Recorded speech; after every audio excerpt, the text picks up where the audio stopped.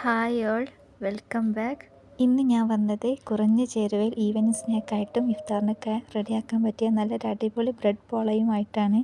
അപ്പോൾ നമുക്ക് നോക്കാം. അതിനായിട്ട് ഞാനിവിടെ 6 സ്ലൈസ് ബ്രെഡ് എടുത്തിട്ടുണ്ട്. അതിനെ കഷ്ണങ്ങളാക്കിയിട്ട് നമുക്ക് മിക്സിയുടെ ജാറിലേക്ക് മാറ്റാം. ഇനി അതിലേക്ക് ഒരു കോഴിമുട്ട ചേർത്ത് കൊടുക്കാം. പിന്നെ അതിലേക്ക് 3 ടേബിൾ സ്പൂൺ പാൽപ്പൊടി, 2 ടേബിൾ സ്പൂൺ മൈദ, 2 ടേബിൾ സ്പൂൺ പഞ്ചസാരയും ചേർത്തിന്. ഫ്ലേവറിന് വേണ്ടിയിട്ട് 2 ഏലക്കായ, പിന്നെ 1 കപ്പ് പാലും കൂടെ ചേർത്ത് നമുക്ക് അടിച്ചെടുക്കാം. അങ്ങനെ ഞാനിവിടെ അടിച്ചെടുത്തിട്ടുണ്ട്.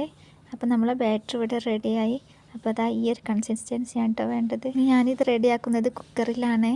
അപ്പോൾ കുക്കറിൽ ഞാൻ ഓയിൽ തേച്ച് റെഡിയാക്കി വെക്കുന്നുണ്ട്. ഇനി ഫ്ലെയിം ഓൺ ചെയ്ത് കുക്കർ ചൂടായതിന് ശേഷം നമുക്ക് ബാറ്ററിൻ്റെ പകുതി ഭാഗം മാത്രം ഒഴിച്ച് കൊടുക്കാം. എന്നിട്ട് 1 മിനിറ്റ് മൂടി വെച്ചിട്ട് നമുക്കൊന്ന് തുറന്ന് നോക്കാം. അപ്പോൾ അതിൻ്റെ മുകൾ ഭാഗം വെന്തിട്ടൊന്നും ഉണ്ടാവില്ല. ബ്രെഡ് ആയതുകൊണ്ട് തന്നെ വേഗം വേവുമല്ലോ. 1/4 കപ്പ് തേങ്ങയും മധുരത്തിന് ആവശ്യമായ പഞ്ചസാരയും കുറച്ച് ഏലക്കാപ്പൊടിയും ഇട്ട് നെയ്യിൽ 1 മിനിറ്റ് ചൂടാക്കിയെടുത്ത തേങ്ങയായിട്ട് ഇത്. ആ വീഡിയോ എൻ്റെ ഇതിൽ നിന്ന് മിസ്സായിപ്പോയി, അതുകൊണ്ടാണ്. അത് നമുക്കിതിൻ്റെ മുകളിലോട്ട് ചേർത്ത് കൊടുക്കാം. ഇനി അതിൻ്റെ മുകളിലോട്ട് ഈത്തപ്പഴം കുരു കളഞ്ഞിട്ട് ചെറുതായി കട്ട് ചെയ്തിട്ട് നമുക്കതിൻ്റെ മുകളിൽ ഇങ്ങനെ വെച്ച് കൊടുക്കാം. എല്ലാ ഭാഗത്തും ആകുന്ന രീതിയിൽ തന്നെ വെച്ച് കൊടുക്കുക, എങ്കിലേ നമ്മൾ കട്ട് ചെയ്ത് കഴിക്കുമ്പോൾ കടിക്കാൻ വേണ്ടി കിട്ടുള്ളൂ.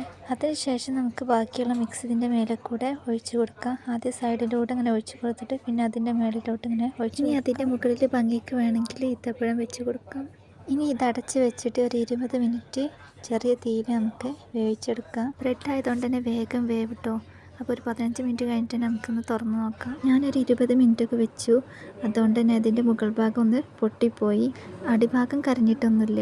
ഇനി അതിൻ്റെ സൈഡൊക്കെ ഒന്ന് വിടിപ്പിക്കാം. അതിൻ്റെ മുകൾ ഭാഗം ജസ്റ്റ് ഒന്ന് കളർ ചേഞ്ച് ആക്കാൻ വേണ്ടി ഞാനൊന്ന് തിരിച്ചിട്ട് കൊടുക്കുന്നുണ്ട്. അതിന് വേണ്ടിയിട്ട് ഒരു പാൻ എടുത്തിട്ട് അതിൽ ഓയിൽ പുരട്ടീന്. എന്നിട്ട് നമുക്കൊരു ചെറിയ തീയിൽ 1-2 മിനിറ്റ് ഒന്ന് ചൂടാക്കിയാൽ മതി. അപ്പോൾ അത് അടിഭാഗം കരിഞ്ഞിട്ടൊന്നുമില്ല. നമ്മൾ തേങ്ങ വെച്ച് കൊടുക്കുമ്പോൾ നല്ലോണം സൈഡിലേക്ക് ആക്കരുത് കേട്ടോ. അതുകൊണ്ടാണ് അത് രണ്ടും വേറായി നിൽക്കുന്നത്. അപ്പോൾ അതൊന്ന് ശ്രദ്ധിച്ചാൽ മതി. അപ്പോൾ ബ്രെഡിൻ്റെ കൂടെ ഈത്തപ്പഴം തേങ്ങ ഒക്കെ കൂട്ടി കഴിക്കുമ്പോൾ നല്ല ടേസ്റ്റ് ഉണ്ട് കഴിക്കാൻ. അപ്പോൾ ഒന്ന് ഉണ്ടാക്കി നോക്കണേ. അപ്പോൾ കട്ട് ചെയ്യുമ്പോൾ നല്ലോണം ചൂടാറിയിട്ട് കട്ട് ചെയ്യാം. അപ്പോൾ നമുക്ക് ശരിക്കായിട്ട് തന്നെ കിട്ടും. അപ്പോൾ വീഡിയോ നിങ്ങൾക്ക് ഇഷ്ടമായി എന്നുണ്ടെങ്കിൽ ലൈക്ക് ചെയ്യാൻ മറക്കല്ലേ. അപ്പോൾ അടുത്ത നല്ലൊരു വീഡിയോയുമായി വരുന്നത് വരെ താങ്ക് യു, ബൈ ബൈ.